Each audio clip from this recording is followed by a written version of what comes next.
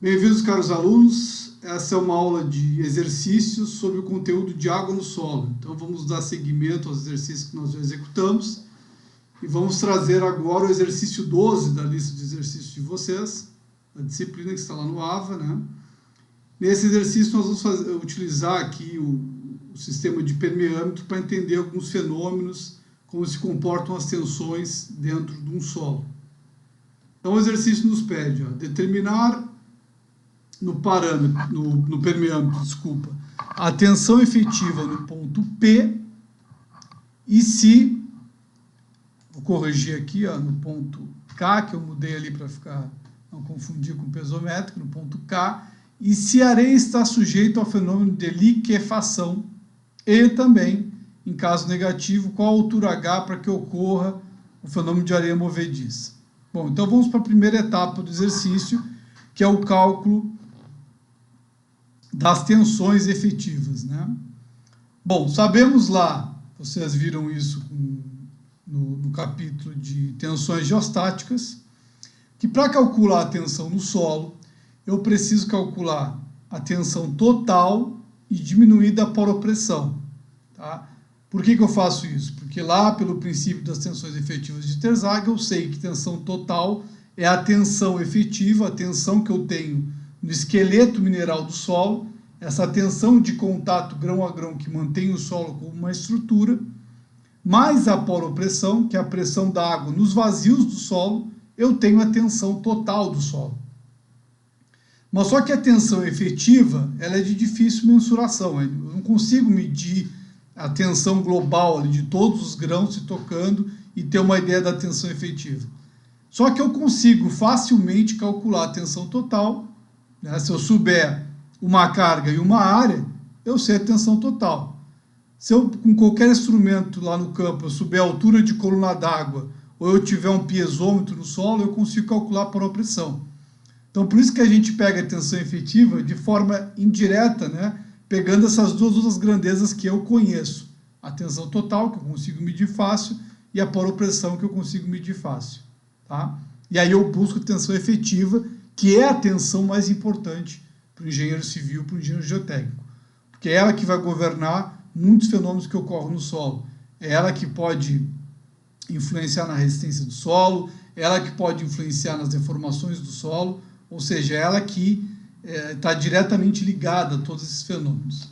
Bom, e no permeâmetro aqui não é diferente. Quando eu tenho fluxo de água nos solos, a tensão efetiva vai sofrer aí impacto desse fluxo através do solo. Bom, então vamos lá, né? Eu botei aqui, em vermelhinho a tensão total, em azul como calcular a poropressão. Nesses problemas, o mais fácil é calcular a tensão total. O mais difícil é calcular a poropressão. Então, toda a dificuldade do permeâmetro gira aqui em torno do cálculo da poropressão. Tá? Tensão total. Eu costumo dizer que tensão total, né, de maneira simplista, é o peso de tudo que está em cima do ponto que vocês estão querendo calcular. Então, todo o peso das coisas que está em cima daquele ponto, eu vou considerar a tensão total. Então, vamos pensar assim, o que está acima desse ponto? Bom, eu tenho uma camada de solo, que tem um peso específico γ de 20 kN por metro cúbico, e eu tenho uma camada de água em cima desse solo. Então, eu vou fazer essa conta. A tensão total é 0,2, tá? Isso é um outro detalhe que vocês têm que ter muita atenção, porque a unidade do peso específico geralmente vem em kN por metro cúbico, tá? E nos permeâmetros, geralmente as unidades de dimensão estão em centímetros. Então é um cuidado que você tem que ter, né, de colocar essas unidades na mesma grandeza, digamos assim. Então estou botando aqui os 20 centímetros, 0,2, né, que é a altura de solo acima do ponto, vezes o peso específico do solo. Mais 0,1, que é os 10 centímetros, vezes o 10 kN por metro cúbico, que é o peso específico da água. Tá? Então, com isso, eu tenho aqui 4 com 5 kPa de tensão total atuando no ponto K. Muito fácil, né? Isso aí vocês já viram lá no segundo bimestre, todo mundo sabe calcular a tensão total de forma bem simples. Bom, qual seria o outro passo agora? Se não tivesse fluxo nesse permeâmetro, o que ocorreria? A poropressão seria simplesmente a altura de coluna d'água acima desse ponto. É assim que vocês faziam lá no segundo bimestre, no capítulo de tensões geostáticas. Mas por que vocês faziam isso? Porque vocês não tinham fluxo. Vocês só tinham a poropressão hidrostática, pressão hidrostática. Simplesmente em função da altura de coluna d'água e da gravidade. Mas agora nós temos outra componente, que é a força de percolação atuando aqui nesse solo. Então, a poropressão será modificada. Ela pode ser aumentada ou diminuída em função aqui do meu sentido do fluxo que eu estou tendo. Tá? Bom, como é que eu faço isso? Como é que eu descubro a poropressão aqui nesse ponto? Eu não posso fazer aquela continha de pegar aqui, ó, 20 mais 10, 30 centímetros e multiplicar pelo gama da água. E isso só é válido quando eu não tenho fluxo. Neste caso, eu tenho fluxo. Né? Então, a primeira coisa que eu preciso fazer no exercício de permeâmetro é descobrir a direção do fluxo. Bom, o fluxo sempre vai da carga total mais elevada para a menor carga total. Então, minha carga total está aqui, ó, o sentido do fluxo é no sentido, digamos aqui, ó, quando ele passa pelo solo, no sentido contrário, né, no sentido oposto à gravidade. Se isso está acontecendo, eu tenho um fluxo dito ascendente. E em fluxos ascendentes, eu posso ter o processo de liquefação, que é a próxima pergunta do problema. Né? Bom, digamos que o sentido do fluxo fosse ao contrário, que a água estivesse mais alta aqui na direita, e a água passasse aqui percolando pelo solo no sentido da gravidade. Bom, aí eu teria um fluxo descendente. E em fluxo descendente eu nunca tenho processo de liquefação. Tá? Então, sabendo aqui que o fluxo é de baixo para cima, dentro do solo, eu já posso dizer então que eu tenho um fluxo ascendente e é possível que haja liquefação. Certo? Bom, o segundo ponto para esses problemas é descobrir qual é o meu ΔH. Tá? O meu ΔH é justamente a diferença entre os níveis d'água no permeâmetro. Então, eu tenho aqui, ó, um ΔH de 20 centímetros. Ou seja, essa carga total que eu tinha aqui nesse ponto, aqui no topo do tubo, ela perdeu, ao passar por esse solo, 20 centímetros de carga total. Certo? Bom, então eu posso dizer o seguinte, ó, se eu sei que para passar por 40 centímetros de solo eu perdi 20 centímetros de carga total, o meu gradiente hidráulico, que justamente representa essa taxa ao longo do comprimento da seção que passou o fluxo, é 20 divididos por 40, ou seja, 0,5. Lembrando, né, que esse L deve ser tomado paralelo ao sentido do fluxo. Se o fluxo está indo de baixo para cima, o meu L é nessa direção. Tá? Bom, nunca nessa direção aqui, né? Isso costuma acontecer mais quando o permeâmetro está deitado. Aí vocês costumam confundir, né, que o L é sempre na vertical. Não, o L é na direção do fluxo.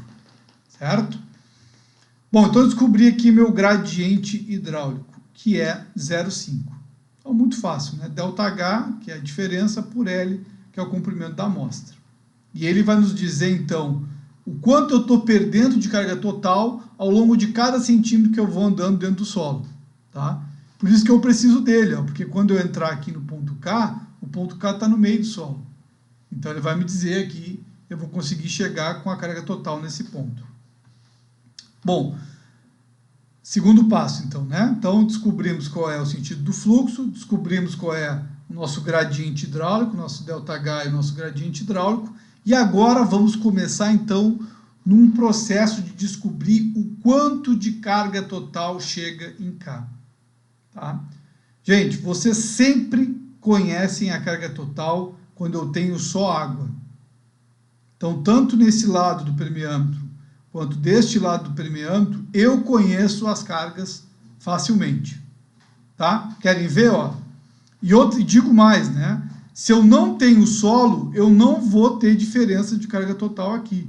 Porque eu não tenho perda. Eu só vou perder carga total quando eu passar pelo solo. Se eu não passei pelo solo, eu sempre tenho a mesma carga total. Então imagine que o ponto está aqui em cima do tubo. Quanto é minha carga de posição se eu tiver a referência na base aqui do permeâmetro? Bom, a minha carga total aqui é sempre a carga altimétrica mais a carga piezométrica. Qual é a minha carga altimétrica? É 20 mais 20, 40, 50, 70. 70. Bom, se eu pegar um ponto aqui, ó, bem no nível de referência, qual é a minha carga total nesse ponto? Bom, a minha carga altimétrica é 0, porque eu estou exatamente na posição da referência. Mas qual é a minha carga piezométrica? 20, 20, 50, 70. Então a piezométrica agora é 70, mas a total, por fim, vai ser 70 também. Então perceberam que tanto aqui no topo quanto aqui o H é 70? E se eu vim para cá, ó, na base do meu corpo de prova, vou inserir um pontinho aqui, ó. Um pontinho para a gente analisar. Eu vou chamar de... Estou chamando de HA ali, ó. Vamos chamar de H0 para não confundir com a altimétrica. H0. Tá? Então aqui no H0, qual é a minha carga total aqui? Bom, vamos lá. Qual é a minha carga altimétrica? 0. A referência está aqui embaixo. Qual é a minha carga piezométrica? Altura de coluna d'água acima do ponto. Aí vocês podem perguntar, professor, não preciso saber essa distância aqui? Não, gente. A carga total não muda aqui. Ó. É água, água, água, água, água, água, água, água, água. Então, se eu pegar a carga total aqui, é a mesma coisa.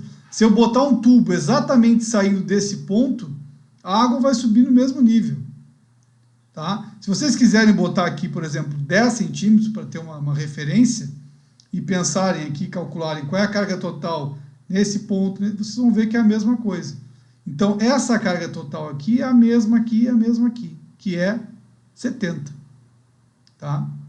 Se eu botar um tubinho aqui, ó, se eu cravar um tubo nesse vidro do permeâmetro e erguer esse tubo, eu vou perceber que vai subir os exatos 70 centímetros, né, aqui em cima. Por quê? Porque eu só tenho água, não tenho perda. Então, o meu H0 aqui, ó, eu estou chamando de 70 centímetros. Tá? Bom, mas por que eu preciso saber o H total, a carga total no ponto? Porque, pessoal, vocês não têm como descobrir a poropressão de forma direta aqui. Tá? E vocês sabem, pelo que vocês aprenderam de percolação, que a carga total vai se perdendo ao percolar pelo solo. Então, qual é a jogada? Eu sei que antes de entrar no solo, eu conheço a carga total. Eu consigo calcular ela através da carga altimétrica e piezométrica. Tá? Quando ela começa a percolar no solo, eu consigo descobrir o quanto eu perdi de carga total. Então, eu vou conseguir saber, em qualquer ponto dentro do solo, qual é a carga total. E, por fim, eu sei que carga total é sempre carga altimétrica mais a piezométrica. Conhecendo a carga total e sabendo a carga altimétrica, que é simplesmente a posição do ponto, eu acho a carga piezométrica, que é justamente a carga que representa a minha poropressão no solo. Então, esse é o caminho. É descobrir a carga total antes de entrar no solo e ver o quanto se perde dessa carga total até chegar no ponto em que se está analisando o problema. Então, vamos lá, vamos fazer isso, né? Então, aqui, ó, a minha carga total no ponto K, ó, neste ponto K, é a carga total no ponto 0, que nós mudamos agora, que é esse ponto azul, menos o que eu perdi para chegar até o K. Então, o meu gradiente hidráulico I vezes o L, que é o comprimento, né, que a água percolou aqui. Então, eu vou ter 70, que é o meu H0, 20, que é o meu L, e 0,5, vamos até mudar aqui para não confundir, né, para ficar na ordem, 0,5, que é o meu I, e 20 centímetros, que é o meu L. Ou seja, a minha carga em K é 60 centímetros. Certo? Ou seja, eu chego com 70 aqui, e para eu conseguir chegar em K, obviamente que a água percolando por dentro do solo, ela vai ter um atrito viscoso, eu vou perder a energia que eu tinha, que antes ela não perdia, porque estava fluindo livremente aqui no tubo. Então eu perco um pouco de energia para chegar em K. Quanto eu perdi? 10 centímetros. Tá? Perdi 10 centímetros para chegar aqui. Então eu tenho 60. Só um... Bom, vamos continuar, eu volto depois aqui. Então 60 centímetros eu tenho em K. Eu sei então agora que a carga total em K é 60 centímetros. Eu também sei, segundo a lei lá do Bernoulli, que carga total é a carga altimétrica mais a carga piezométrica. Bom, então eu vou escrever aqui, ó. Carga total no ponto K, certo? Ela é a carga altimétrica mais a carga piezométrica. Bom, então vamos lá, ó. Eu sei que a carga em K total é 60 centímetros. A minha carga altimétrica é a posição. Bom, se o meu nível de referência está aqui, ó, a posição do K é 20 centímetros positivo. Então, eu coloco o meu K aqui. E aí eu consigo, então, calcular a carga piezométrica, que representa a altura de coluna d'água acima do ponto. Aí vocês vão perguntar para mim, mas professor, não está aqui, ó, a água não é 20 mais 10? Não, não é isso. Dentro do solo, não é isso. Não é essa altura, porque aqui eu tenho poropressões que têm reflexo da percolação do solo. Se eu plugar um caninho aqui, ó, se eu botar um caninho aqui exatamente no ponto K, que nem tem aqui embaixo, ó, a água aqui dentro desse tubinho vai subir 30 centímetros. Tá? Essa é a ideia. Certo? Então, 30 não, desculpa, 40, né? Eu vou ter uma piezométrica de 40 centímetros. Ok? Bom, para que eu descubro a carga piezométrica? Porque a carga piezométrica reflete, né? Essa altura de coluna d'água nada mais é do que a poropressão, a pressão de água dentro do solo. Certo? Como é que eu transformo a altura piezométrica em poropressão? Simplesmente multiplicando pelo peso específico da água. Tá? Deixa eu corrigir aqui que está pronto. Temos um gama e vamos colocar aqui um W de gama da água. Opa! Um W de gama da água. Então, simplesmente, a altura piezométrica vezes gama da água. Aqui, mais uma vez, né, cuidando para não misturar centímetros com metro. Então, o meu 40 centímetros, eu vou botar aqui, ó, 0,4 metros multiplicado por 10 kN por metro cúbico. Vocês, eu posso trabalhar com gama de grama por centímetro cúbico? Pode, não tem problema. Aí o gama de vocês vai ser 1 grama por centímetro cúbico. Tá? Enfim, 10 por 0,4, 4 kPa é a minha poropressão. Então, resolvi o azul aqui agora, resolvi a poropressão. Bom, o que eu fico no final aqui, então? Que a minha tensão efetiva é a tensão total menos U. Tenho a minha tensão total, que é 5 kPa, tenho a minha poropressão, que é menos 4 kPa.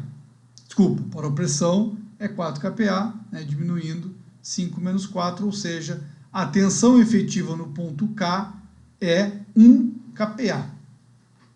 Certo, gente? Bom, daqui eu já consigo dizer para vocês uma pergunta do problema, que é: ocorre liquefação nesse solo? Eu já consigo ter uma ideia se vai ocorrer ou não. Para ocorrer liquefação, eu teria que ter 0 kPa. Eu sei que daqui do ponto azul até o K eu não zerei. Então eu não tenho liquefação ainda. Mas eu poderia ter em algum outro ponto aqui do solo. Tá? Então essa é a pergunta, né, a segunda pergunta aqui do problema. Mas antes disso, vamos observar uma coisa aqui. Ó. Me digam uma coisa. ou pensem comigo aqui, né? Qual é a carga total aqui nesse ponto acima do solo? Como eu falei para vocês, se eu tenho só água, se eu já saí do solo, eu conheço as pressões. Né? Porque, ó, eu tenho que aqui nesse topo, ó, quanto é que eu tenho de carga total?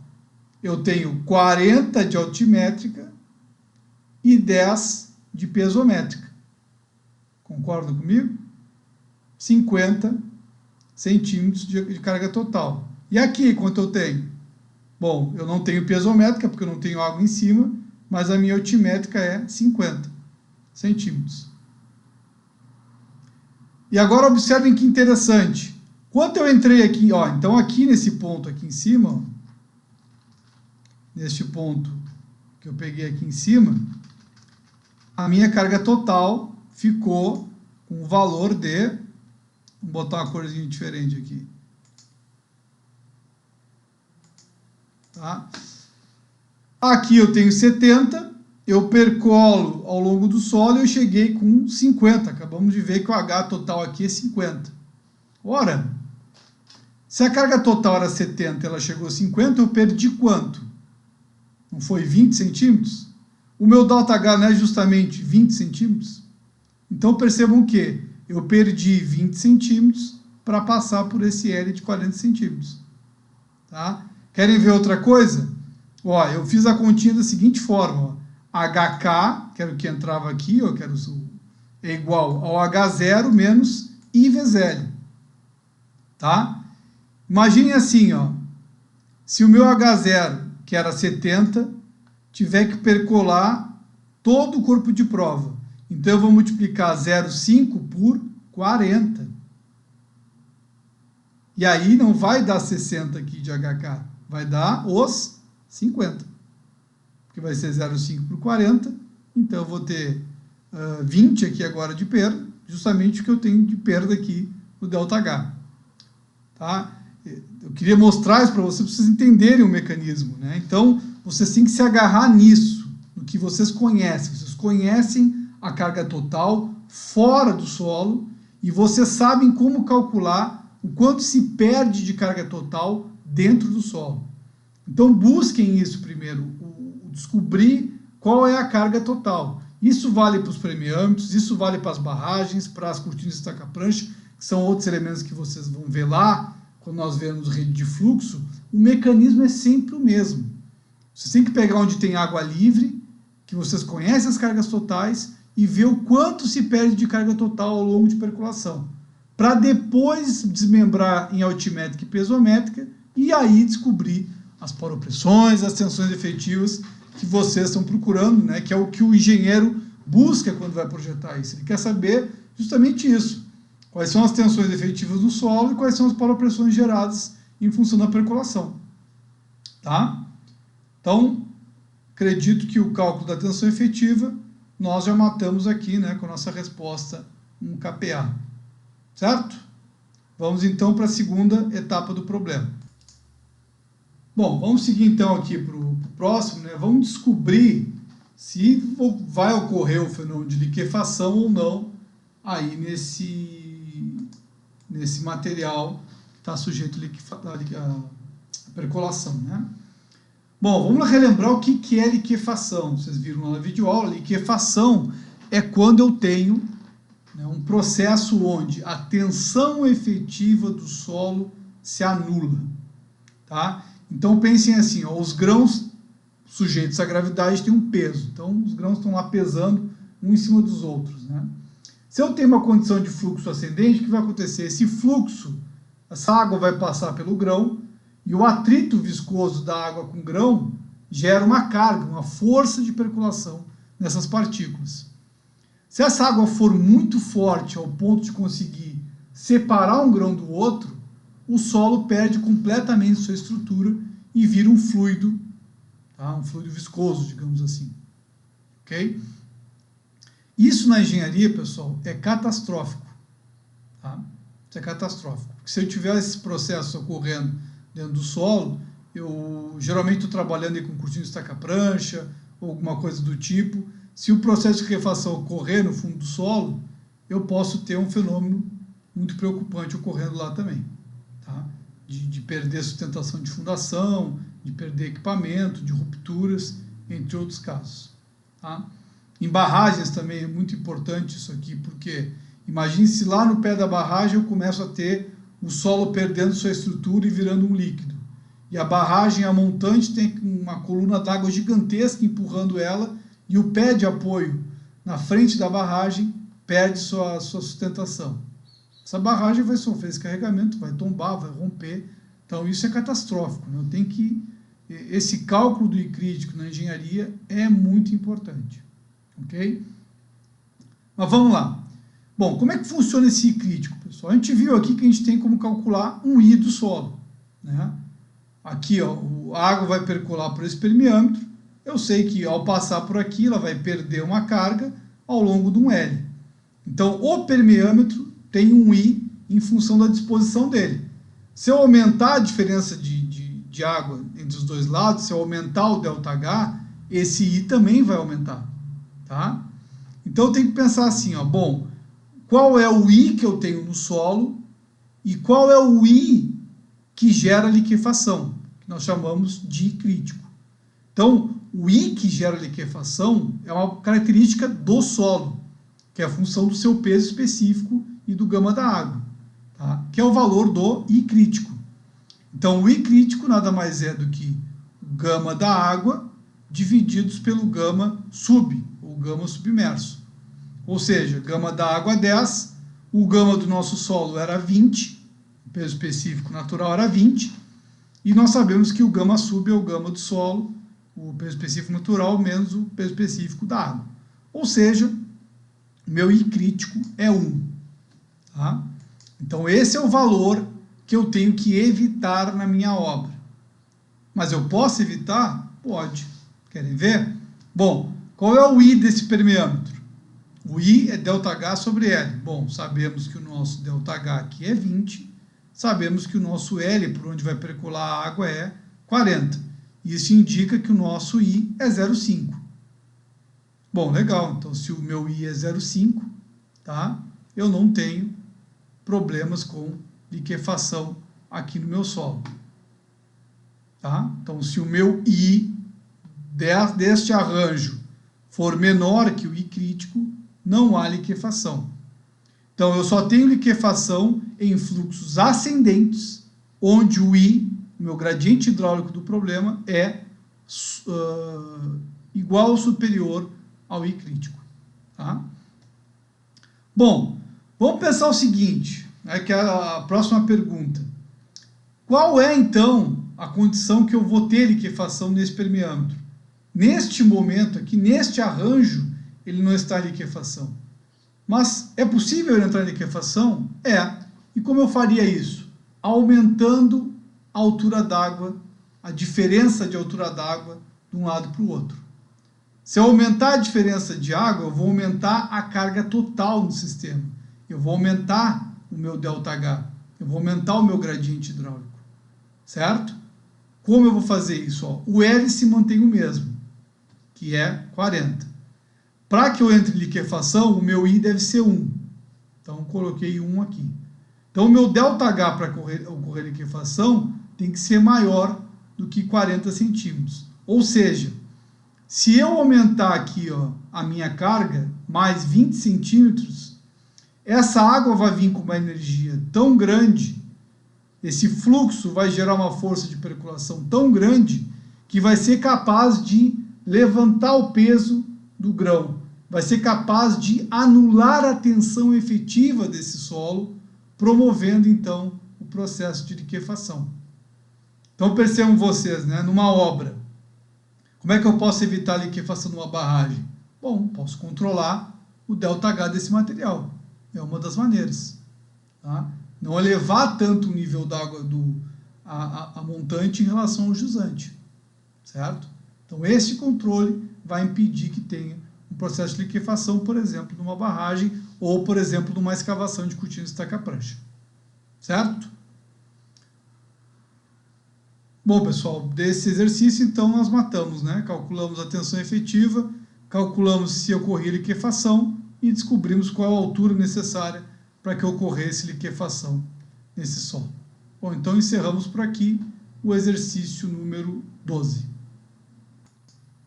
Só para concluir o vídeo, então, né, corrigindo aqui, estava invertido aqui, né? Então, o nosso acontece, falhas técnicas, né? 20 menos 10, o gama sub em cima e o gama da água embaixo. Exatamente, né? Como os valores eram iguais, né?